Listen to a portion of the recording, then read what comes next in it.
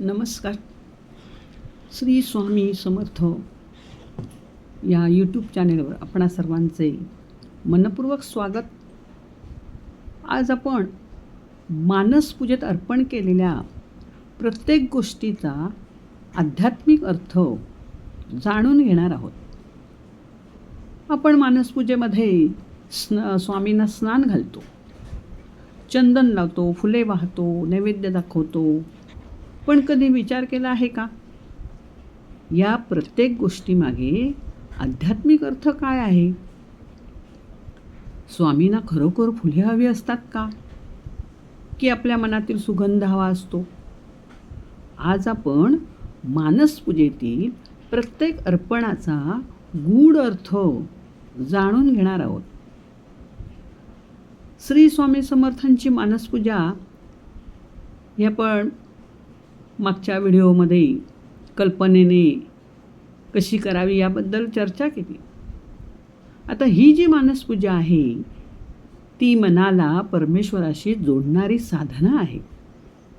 या पूजेमध्ये आपण जे जे स्वामींना अर्पण करतो त्या प्रत्येक गोष्टीचा एक अंतर्मुख करणारा संदेश आहे. त्याच्यामधला पहिला आपण जे स्नान घालतो स्वामींना, तर स्नान घालतो म्हणजे काय, तर मनाची शुद्धी. मानसपूजेत स्वामींना स्नान घालणे म्हणजे प्रत्यक्षामध्ये आपल्या स्वतःच्या मनातील जे वाईट विचार आहेत, मत्सर, राग, लोभ, द्वेष, अहंकार, हे सगळं धुवून टाकण्याचा हा संकल्प म्हणजेच हा स्नान घालण्यात. दुसरा प्रकार आहे आपण चंदन लावतो. चंदनाने आपण स्वामींना स्नान घालत असतो. चंदनाचा गुणधर्म काय आहे? चंदन थंड असते. स्वामींना चंदन अर्पण करताना आपण प्रार्थना करत असतो जणू काही, की माझे मनही चंदनासारखे शांत ठेव.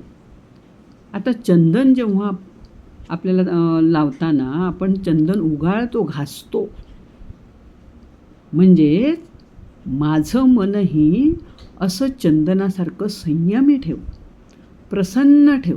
रागवतं का ते खोड कधी आपल्यावर? नाही. म्हणजे ते स्वतःला घासतं पण दुसऱ्याला काय देतं? सुगंध देतं.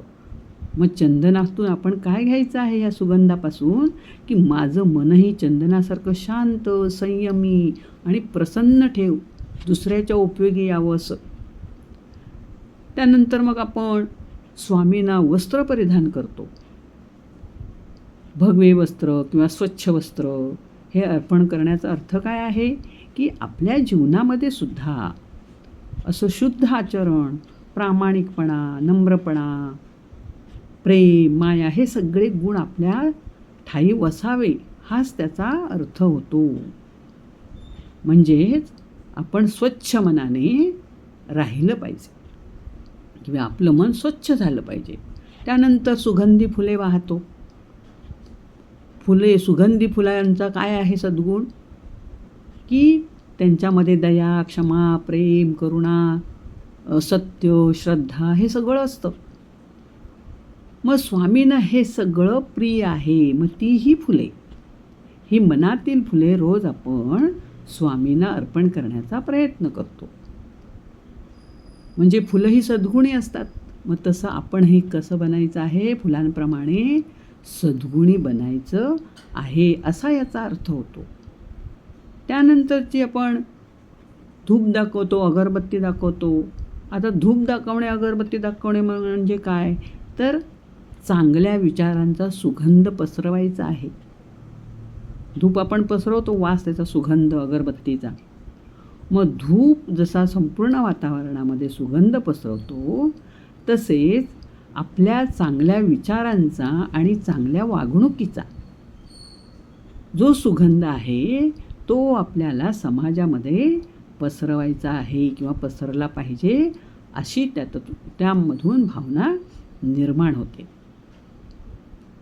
त्यापुढचं आहे आपण दिवा ओवाळतो, दीप ओवाळतो किंवा तुपाचं निरांजन ओवाळतो. याचा अर्थ काय आहे, तर दीप ओवाळणे म्हणजेच काय? अज्ञान दूर करणे, अंधार दूर करणे. म्हणजेच अज्ञानाचा अंधार दूर करतो तो प्रकाश, म्हणजे तो दिवा, ते दीप, ते निरांजन. मग दीप लावण्याचा अर्थ फक्त ज्योत पेटवणे असा नाही, तर आपल्या अंतःकरणामध्ये सुद्धा असाच प्रकाश. आता प्रकाश म्हणजे कुठला प्रकाश? तर आपला विवेक, आपले ज्ञान आणि आपल्यामध्ये मनामध्ये भक्तीचा प्रकाश काय झाला पाहिजे? जागृत झाला पाहिजे, जागवला पाहिजे. हा त्यामागचा काय आहे? भाव आहे. म्हणजे हा दीप आपल्या हृदयामध्ये पेटला पाहिजे. त्याच्यापुढे आपण काय करतो की नैवेद्य अर्पण करतो. नैवेद्य अर्पण करतो म्हणजे आपला जो अहंकार आहे की नाही, त्याचं आपण समर्पण करतो. नैवेद्य म्हणजे केवळ अन्न नव्हे, आपले कर्म, आपलं यश, अपयश, आनंद, दुःख किंवा चिंता, काळजी, हे सगळ्या गोष्टी ज्या आहेत त्या आपण स्वामींच्या चरणी काय करतो? अर्पण करतो. म्हणजेच ते आहे नैवेद्य. तोच आहे खरा नैवेद्य. आणि त्यानंतरची शेवटची गोष्ट आपण अर्पण करतो आरती.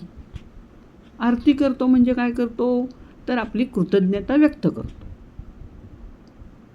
फक्त आपण नुसती आरती ओवाळून बाजूला ठेवणे असा अर्थ नाही. आरती करतो म्हणजे मनापासून स्वामी समर्थांपुढे आपण कृतज्ञता व्यक्त करतो. तुमची कृपा माझ्यावर होऊ दे, मी कृतज्ञ आहे. तुम्ही दिलेल्या प्रत्येक गोष्टी किंवा तुमच्या ज्या चांगल्या वागणुकीच्या गोष्टी आहेत त्या मी लक्षात ठेवीन, तुमचं नामस्मरण करीन आणि भक्तिभावाने तुमची रोज श्रद्धेने पूजा करीन. अशा प्रकारची कृतज्ञता आपण आरतीतून व्यक्त करतो. असा ह्या मानसपूजेतील जे 8 आपण प्रकार स्वामींना अर्पण करतो त्याचा अर्थ आहे. हा आध्यात्मिक अर्थ आहे. मग प्रिय भक्तांनो, मानसपूजा ही केवळ एक विधी नाही, तर तो स्वतःला घडवण्याचा एक काय आहे? सुंदर मार्ग आहे. राजमार्ग म्हणायला काही हरकत नाही. मानसपूजा म्हणजे तुम्हाला स्वामींच्या अगदी हृदयात जाऊन बसायचं असेल तर हा मानसपूजेचा राजमार्ग जो आहे तो अवलंबा. बघा, तुम्हाला नक्कीच त्याचा अनुभव किंवा प्रचिती आल्याशिवाय राहणार नाही. ज्या दिवशी आपण फुलांपेक्षा सद्गुण, नैवेद्यापेक्षा समर्पण आणि आरतीपेक्षा कृतज्ञता स्वामींपुढे अर्पण करू, त्या दिवशी स्वामींची कृपा आपल्या जीवनात अधिक स्पष्टपणे आपल्याला जाणवायला लागेल. आणि मग तुम्ही म्हणाल, खरंच इतर ह्या अवडंबरांपेक्षा जर मानसपूजा मी केली असती तर आत्तापर्यंत मी कितीतरी चांगल्या पटीने स्वामींचा शिष्य झालो असतो, भक्त झालो असतो, असं म्हणाल. मग बघा तर याचा एकदा अनुभव घेऊन, आणि हा अनुभव तुम्हाला आल्याशिवाय राहणारच नाही. नक्कीच याचा तुम्हाला निश्चितपणे फायदा होईल आणि तुम्ही ह्या मानसपूजेमध्ये इतके रंगून जाल की खरं तुम्हाला उठता बसता मोकळा वेळच तुम्ही सोडणार नाही. जेव्हा जेव्हा तुम्हाला ही वेळ मिळेल तेव्हा तेव्हा तुम्ही काय कराल? ही मानसपूजा कराल. कारण त्यात तिथे प्रत्यक्ष तुमच्याकडे साहित्य नसणार आहे, सगळी मनाची भावना, कल्पना असणार आहे. आणि या कल्पनेने आपण लवकरच स्वामींच्या पुढे पोहोचतो. मठात जाऊन पोचतो, अक्कलकोटात जाऊन पोचतो, गाणगापुरात जाऊन पोचतो. म्हणजे एवढी ही मानसिक पूजा काय असते? प्रबळ असते. आणि म्हणून मित्रांनो, मला तुम्हाला हेच सांगायचं आहे की इतर अवडंबरापेक्षा तुम्ही मानसपूजा स्वीकारा. नक्कीच तुम्हाला त्याच्यात चांगल्या प्रकारचे अनुभव येतील. आणि माझी ही मानसपूजा स्वामींना मी अर्पण केलेली आहे, अशीच तुम्हीही करा आणि आपल्या जीवनाचं सार्थक करून घ्या, असं मला वाटतं. सर्वांना धन्यवाद.